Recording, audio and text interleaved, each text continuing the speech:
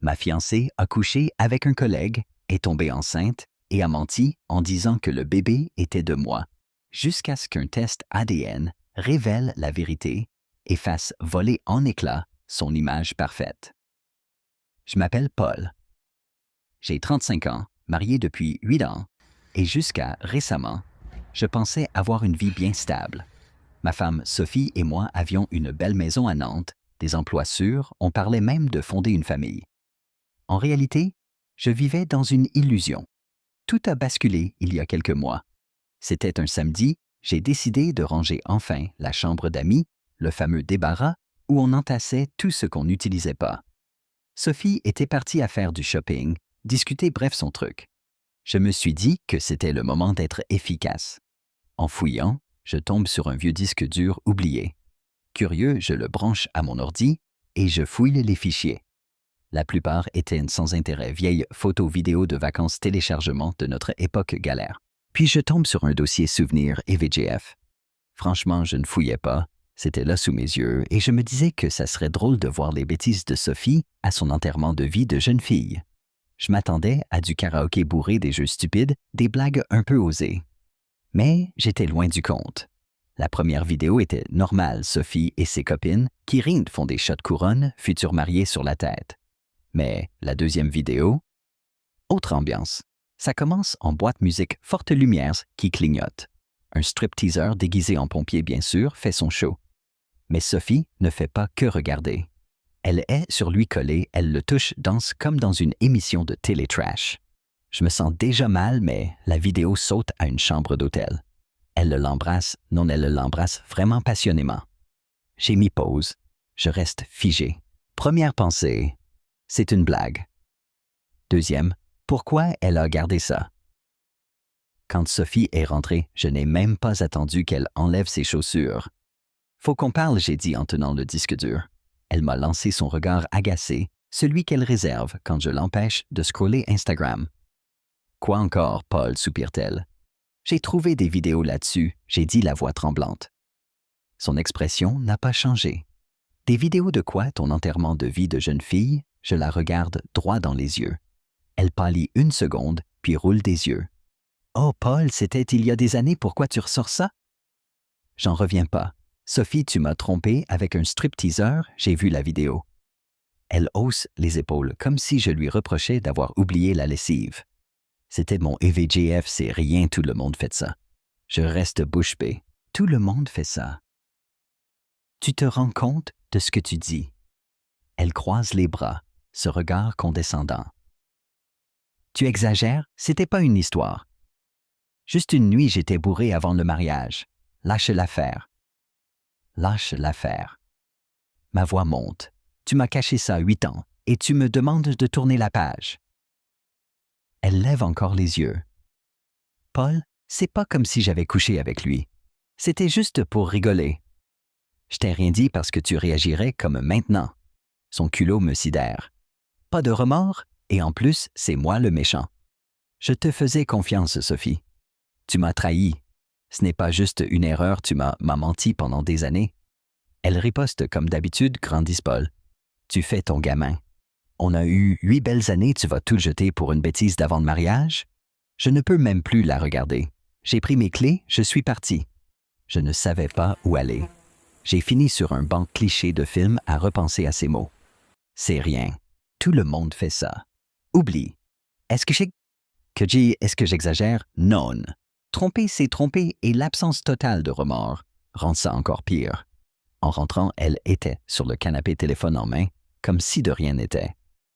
T'as fini ta crise, lance-t-elle, sans lever les yeux. Je ne réponds pas. Je vais dormir dans la chambre d'amis. Depuis ce jour-là, je ne la vois plus de la même façon. Chaque sourire, chaque geste, tout me rappelle cette vidéo et son indifférence. Je ne sais pas ce qui va arriver, mais une chose est sûre, je ne suis plus le même. Après avoir découvert ce que Sophie avait fait, j'étais détruit. Une part de moi voulait tout arrêter, l'autre 8 ans de mariage, espérait qu'on pourrait réparer. Alors, comme un idiot, j'ai accepté la thérapie de couple. C'est Sophie qui l'a proposé, je me suis dit que c'était peut-être un signe de remords. Mauvaise pioche. On a commencé avec la Dr Lefebvre, une thérapeute à l'air de grand-mère sage. Calme neutre, c'est sûrement la seule raison pour laquelle je ne me suis pas énervé en séance. J'ai vidé mon sac, espérant avancer. Première séance, une blague. Dr Lefebvre demande pourquoi on est là. Sophie saute dessus. Paul est distant et en colère. Il ressasse un truc d'avant le mariage, c'est dur d'avancer. Sérieusement, elle me fait passer pour un fou qui s'accroche à rien. Quand vient mon tour, je dis toute la vidéo 8 ans de mensonges, confiance détruite. Sophie ne me regarde même pas, roule des yeux comme si je perdais son temps. Quand la psy lui demande pourquoi elle n'a rien dit, Sophie hausse les épaules. Je trouvais pas ça grave. C'était une nuit, ça voulait rien dire. Génial, mon mariage s'effondre pour un truc qui ne voulait rien dire. Les séances suivantes, c'était la boucle moi qui parle de ma douleur, confiance brisée, Sophie qui soupire, ou « Paul, tu fais tout un drame ». Un jour, j'ai essayé d'exprimer ma honte de n'avoir rien vu venir. Sophie a rigolé. « T'avais qu'à pas fouiller dans les vieux disques durs. » Voilà. Et en dehors, c'était pareil. Moi, je me torturais à vouloir reconstruire. Sophie s'en fichait. Elle rentrait tard du boulot ou de dîner entre copines, excuses floues. Je me disais que j'étais parano, mais j'ai vu un schéma. Elle se faisait super belle pour ses sorties beaucoup plus que pour nos propres soirées. Talons, maquillage, tout. Je lui demandais qui elle voyait, elle répondait les filles. Mais sur ses réseaux, aucun signe de ses amis, aucune photo. Un soir, elle rentre presque à minuit. J'étais sur le canapé l'attendant. Elle sursaute. « Ah, t'es encore debout? »« Oui, t'étais où ?» Elle hésite, puis lance. Avec Camille, on a papoté. Sauf que Camille poste tout sur Instagram, et là, rien. Là, le doute s'est installé. Un soir, je n'en peux plus, je demande cash, si elle voit quelqu'un, elle explose larmes aux yeux. « Comment tu peux me soupçonner après tout ce que j'essaie de réparer? » Elle claque la porte. Mais ce cinéma ne me rassure pas. Au contraire, le coup de grâce arrive en thérapie. Dr Lefebvre demande à Sophie si elle fait tout pour regagner ma confiance. Je crois que je fais largement assez, répond-elle, bras croisés. C'est Paul qui veut pas avancer. Il reste dans le passé, rien ne sera jamais suffisant. Une claque. Moi, je me plie en quatre pour pardonner, elle me fait passer pour le problème. Après cette séance, j'ai commencé à surveiller ses sorties. Pas fier, mais besoin de preuves.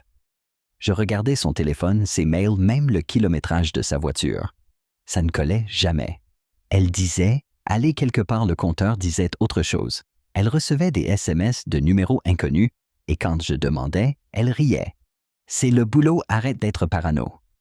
À ce stade, la thérapie ne servait plus à rien. Dr Lefebvre répétait qu'il fallait communiquer et reconstruire la confiance. Mais comment faire quand ta femme continue à mentir? J'avais l'impression d'être le dindon de la farce. Sophie ne faisait aucun effort. Elle s'en fichait même pas assez pour cacher ses traces. Après 7 mois, j'ai arrêté d'y aller. Je crois qu'elle était soulagée. Elle a arrêté de faire semblant. J'ai sérieusement envisagé le divorce. Ce n'est pas facile. 8 ans de mariage, ça ne s'efface pas sans se sentir coupable. Mais plus j'y réfléchissais, plus je comprenais que je ne pouvais pas vivre comme ça. Je méritais mieux que le doute permanent, les mensonges, et une femme qui ne respecte ni moi, ni notre mariage. Je me préparais à en parler à Sophie, mais rien ne s'est passé comme prévu. Un soir, après un dîner silencieux, elle pose son téléphone et dit « Il faut qu'on parle ». Ces mots d'habitude annoncent une dispute. Je soupire, je me prépare. Quoi encore? Au lieu d'une plainte, elle sort un test de grossesse qu'elle fait glisser sur la table. Positif. On va avoir un bébé, dit-elle, attendant que je saute de joie. Je ne saute pas. Je fixe le test, le cerveau en surchauffe. Je devrais être heureux, non? Mais tout ce à quoi je pense, c'est la confiance brisée et la question « Est-ce que ce bébé est vraiment de moi? » T'es sûr? Je demande enfin. Oui, Paul, soupire-t-elle. J'ai fait 3 tests, tous positifs. Je reste muet. Je devrais être heureux, la soutenir. Je ne ressens rien. Dis quelque chose, exige-t-elle, son ton. Passe de l'attente à l'agacement. Je sais pas quoi dire, j'avoue. Elle lève les yeux au ciel. C'est une bonne nouvelle, Paul, on essayait. Oui, on essayait. Un bébé, un couple, une normalité. Mais rien n'était de normal depuis longtemps. Le timing semblait bizarre, et ce doute me rongeait, et si ce n'était pas la bénédiction qu'elle prétendait, j'ai essayé d'encaisser la nouvelle. Sophie agissait comme si la grossesse effaçait, tout allait redevenir parfait. Elle parlait prénom d'écho de chambre Pinterest list. Moi, je sombrais dans le doute. À chaque mention du bébé, ma tête sombrait. Et si ce n'était pas le mien? Et si ces soirées, ces excuses, c'était plus grave que je voulais l'admettre? Je détestais penser ça, mais je ne pouvais pas m'en empêcher. Je faisais semblant parce que je ne savais plus quoi faire. J'acquiesçais à ses idées, l'accompagnais à 2 rendez-vous, faisais bonne figure devant les échographies. Mais tout sonnait faux. Notre couple n'était pas réparé par ce bébé. Les fissures étaient plus visibles que jamais. On ne parlait jamais sérieusement, même les discussions superficielles étaient forcées. Un soir, elle me montre une nouvelle échographie. Regarde, c'est notre bébé. Je force un sourire. Je hoche la tête, mais à l'intérieur, je me sens imposteur. Je veux y croire, être heureux, mais la question tourne. Est-ce que c'est vraiment mon enfant? Je me repasse le calendrier dans la tête. Notre dernière intimité ne datait pas d'hier. On était froid depuis des mois, et même quand on essayait, c'était mécanique. Si c'était vraiment mon enfant, les dates ne collent pas. Rien que d'y penser me donne la nausée. Je voulais la confronter, demander cash s'il y avait un truc à savoir. Mais je n'y arrivais pas. Je ne voulais pas lui mettre la pression alors qu'elle était enceinte. Ce n'est pas la faute du bébé. J'ai regardé les tests de paternité. On peut en faire pendant la grossesse, mais c'est cher et il faut l'accord de la mère. Je ne savais pas comment Sophie réagirait et je n'étais pas prêt à affronter ça. J'ai décidé d'attendre. Si mes soupçons étaient fondés, j'aurais la preuve à la naissance. D'ici là, je ferai bonne figure. Voilà où j'en suis. Est-ce que je fais bien d'attendre? Je devrais la confronter même si ça fait tout exploser. Ou j'ai raison d'attendre la preuve? Je n'en sais rien. J'ai attendu que Sophie accouche et là, tout s'est précipité. Le jour où Louis est né, c'était irréel. Ça aurait dû être un moment de joie, le début d'un nouveau chapitre. Pour moi, c'était un chapitre que je redoutais d'ouvrir. Sophie a accouché tard le soir, je l'ai emmenée à l'hôpital. Elle souffrait et me reprochait toute ma façon de conduire le temps, à me garer, même ma façon d'ouvrir la porte. Je n'ai rien dit, je me disais que c'était le stress de l'accouchement. Mais cette tension ne datait pas d'hier. L'accouchement s'est bien passé en quelques heures. Louis était là un garçon parfait. Enfin, c'est ce que je voulais croire.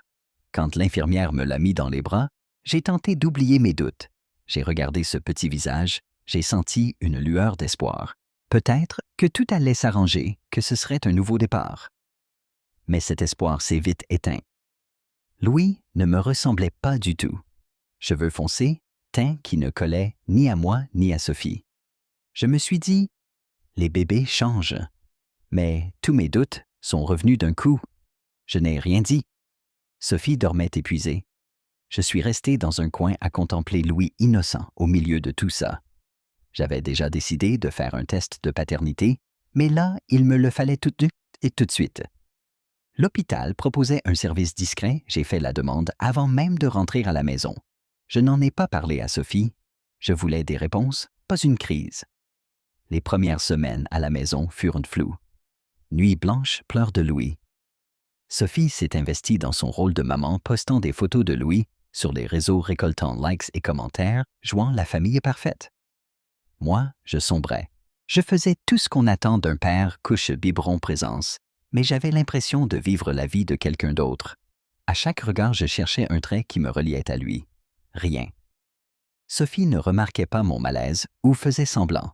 Trop occupée à briller sur Instagram. Quand j'essayais d'en parler, elle balayait d'un « tu es juste débordé ». C'est normal chez les jeunes papas. 2 semaines après la naissance, les résultats sont arrivés. Je redoutais ce mail, mais quand il est tombé, j'ai foncé dessus. Probabilité de paternité, 0%. J'ai tremblé en lisant. Je m'y attendais, mais l'évidence fait mal. Louis n'est pas mon fils. Tous mes doutes étaient fondés les soirées, les excuses, le timing. Sophie m'avait menti dès qu'elle avait su qu'elle était enceinte. Je suis resté garé à un pâté de maison, essayant de réfléchir à la suite. Je pensais à Louis, à tous ces moments déjà partagés, et ça me brisait. Ce n'était pas sa faute, il était juste un bébé. au milieu d'un chaos qu'il n'avait pas choisi. Mais Sophie, elle avait des comptes à rendre. Ce soir-là, après avoir couché Louis, je l'ai confrontée. « Faut qu'on parle, ma voix froide. » Elle relève la tête de son téléphone, fronce les sourcils. « Quoi encore? » Je respire et lui montre les résultats sur mon téléphone. J'ai fait un test de paternité. Elle pâlit. « T'as testé Louis sans m'en parler? » « Oui, j'avais besoin de savoir. » Elle balbutie, cherche une échappatoire du regard. « Paul, je peux expliquer quoi? Que tu mens depuis des mois. Que tu m'as laissé croire que ce bébé était le mien, alors que tu savais que non. » Elle éclate en larmes des larmes qui autrefois m'auraient touché. « Plus maintenant. C'était une erreur, sanglote-t-elle. Je voulais pas. C'était juste une nuit, je savais pas comment te le dire. C'est qui le père? Ça n'a pas d'importance. Si pour moi, pour Louis. » Elle finit par avouer un collègue, vu pendant la pire période de notre couple, alors qu'on était censé se reconstruire. Excuse en pagaille. Sentiment de négligence, erreur, croyance, que je ne saurai jamais. Peu importe. Les jours suivants, j'ai pris rendez-vous avec Maître Fournier, mon avocat, pour préparer le divorce. C'était fini mensonge, trahison, égoïsme. Aucun retour possible. Le divorce allait être sale, je le savais, mais j'étais prêt à me battre pour ce qui était juste.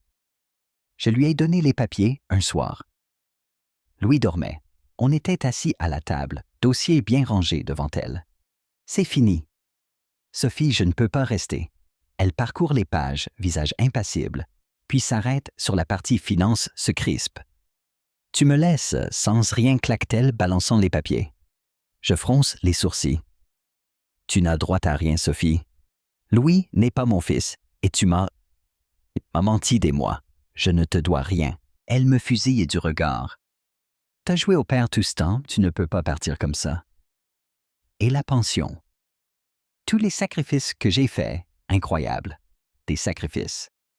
C'est elle qui a détruit notre mariage, et maintenant, elle veut me culpabiliser. Sophie, je reste calme mais ferme. C'est toi qui as tout gâché. T'as menti, trompé, laissé croire que Louis était mon fils. J'ai fait plus pour lui en quelques semaines que son vrai père ne le fera jamais, mais tu n'as pas le droit de vider mon compte pour ça. Elle croise les bras mâchoires serrées. Tu crois qu'un juge verra les choses comme toi. J'ai arrêté de travailler pour Louis, j'ai sacrifié ma carrière. Facile à dire alors qu'elle squattait Instagram jouant la maman parfaite pour les likes. Les semaines suivantes ont été un marathon juridique. Sophie ne se laissait pas faire, et elle l'a montré. Elle a embauché Maître Blanchard, une avocate spécialiste du sale boulot. J'ai reçu toutes sortes de demandes de pension alimentaire, frais, de Louis facture de grossesse. Leur argument, M. Paul s'est comporté comme un père, il doit continuer à soutenir l'enfant. Risible. Maître Fournier, heureusement, n'a rien lâché. On va se battre, m'a-t-elle dit. Vous avez été trompé, ces demandes sont sans fondement. Mais c'était épuisant. À chaque progrès, Sophie compliquait. Tout lançait de nouvelles exigences, refusait de négocier, essayait de me faire passer pour le salaud qui abandonne femme et enfants. Un jour, en médiation, Sophie a montré son vrai visage. On était assis face à face, avocat en médiateur.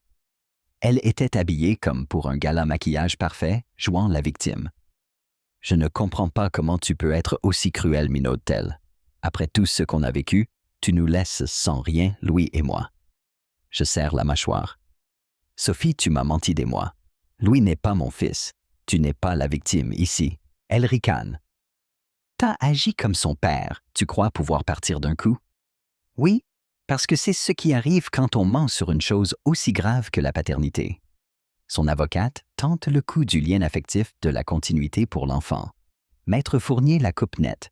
« Votre cliente n'a aucun droit. De plus, elle a sciemment trompé mon client, c'est de la fraude. » On pousse l'affaire. Sophie rougit cette fois sans répartie. Le tournant, c'est quand le tribunal l'a obligée à révéler l'identité du père biologique. Elle évitait la question depuis des semaines, mais le juge a insisté. Elle a fini par avouer un collègue, vu pendant notre crise. Là, la dernière pièce du puzzle s'est mise en place. Sa crédibilité a explosé, toute sympathie du tribunal a disparu. Le juge a statué aucune obligation financière envers Louis ni Sophie. Maître Fournier a même bloqué sa demande de pension, prouvant que ses actes avaient causé la rupture. Quand le jugement a été rendu, j'ai ressenti un immense soulagement. Les demandes de Sophie rejetées, j'étais officiellement libre. Elle, furieuse, a quitté la salle en maugréant sur l'injustice sur ce qu'elle méritait. Mais pour une fois, son arrogance ne lui a servi à rien. Je vous laisse là pour l'instant. Après le divorce, j'ai quitté la maison, pris un appartement cosy en centre-ville. Au début, c'était étrange. Mais honnêtement, quel soulagement. Plus de tension, plus de faux-semblants. Juste moi, mon espace, un nouveau départ. Je me suis plongé dans le boulot, repris le sport, repris la randonnée, la photo.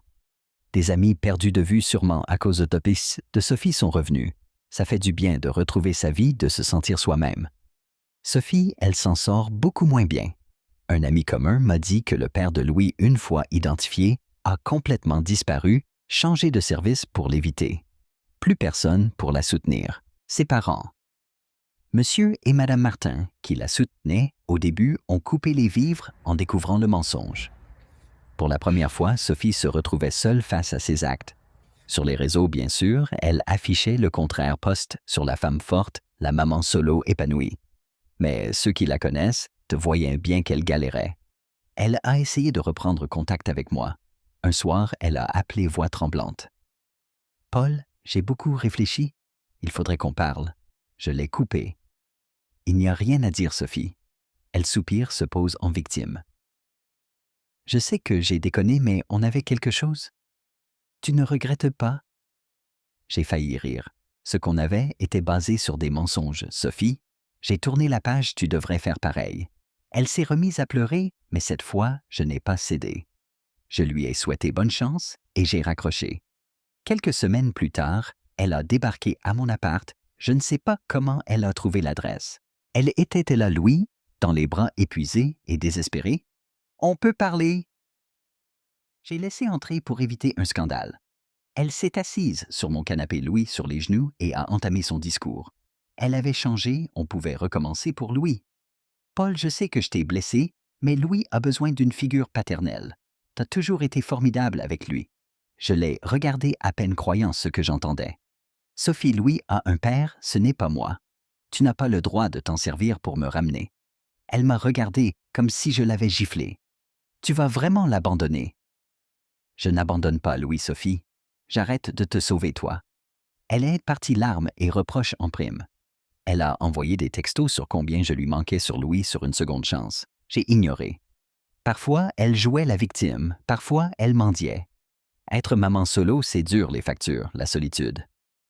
Une part de moi avait pitié. Louis n'a rien demandé, mais je ne me laisserai pas aspirer à nouveau. En y repensant, je suis fier d'avoir tourné la page. Ce n'était pas facile, parfois j'ai douté. Mais aujourd'hui, en voyant où j'en suis et où Sophie en est, je sais que j'ai fait le bon choix. Si la chute de Sophie m'a appris quelque chose, c'est qu'il ne faut pas laisser le mensonge et la manipulation des autres définir ta vie. Oui, tout va mieux pour moi. Sophie, elle doit apprendre à gérer ses erreurs. Je lui souhaite bonne chance, elle en aura besoin.